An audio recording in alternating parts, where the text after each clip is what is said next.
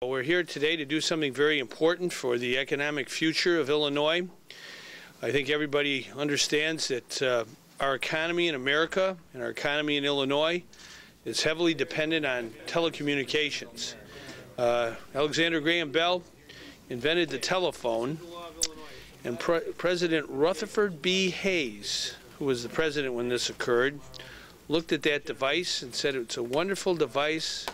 What in the world will they ever do with it? President Hayes didn't think there was much to the idea of being able to communicate via telecommunications.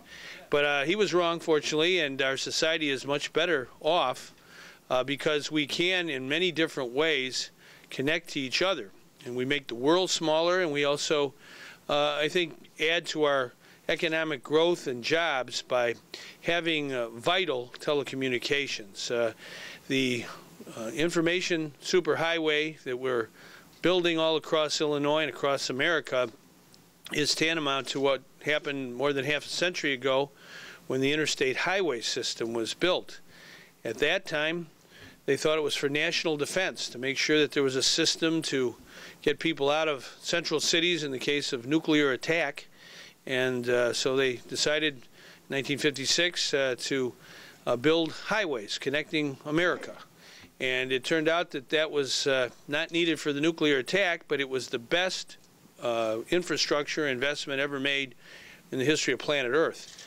And so I think we need to have that same attitude half a century later to our information superhighway, that we in Illinois, if we're going to be prosperous, need to make sure that we have a modern, up-to-date, well-connected telecommunications system that includes broadband deployment and wireless technologies that are state-of-the-art.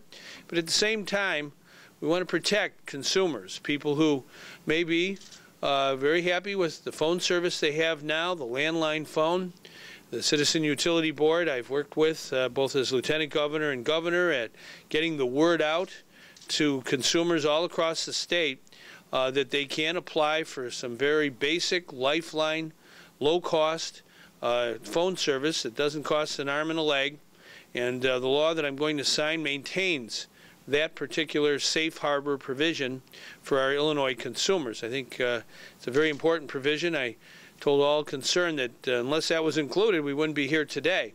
As indicated, Governor Quinn and our legislative leaders here, Senator Bond and also Representative McCarthy, as well as the business community and labor, and also the Office of the Attorney General, CUB, the Illinois Commerce Commission, worked on this bill collaboratively and making sure that we were protecting the interests of the consumer and at the same time develop a framework that would bring the state of Illinois in parity with what's going on in the marketplace. And I think Senator Bond said it very well with regards to how the reality is we are moving from a landline system to more of a mobile phone system, and we have to keep pace with what is taking place, and I believe that we've done that here with this bill. One of someone I've got to know over the last 6 months quite well, when folks on the street ask me, so what is the Telecom Modernization Act and how can you sum it up?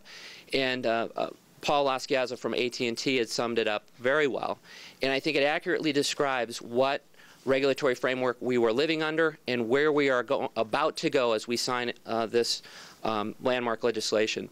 And that Illinois has lived in a rotary dial law, and yet we live in an iPhone world. And I think that summarizes what it is we're about to do here today.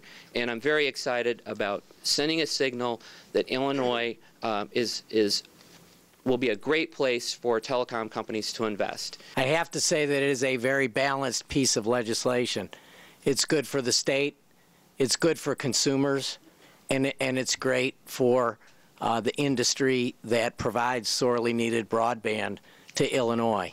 And make no mistake about it, as Doug Whitley said, it will create jobs, it will keep jobs, and it makes Illinois competitive with its neighboring states. And at a time where we have a difficult budget situation here, I think it's another noteworthy accomplishment of this bill that it does incent more broadband investment. It helps to keep and create jobs, but it does it without any subsidies, without any tax credits.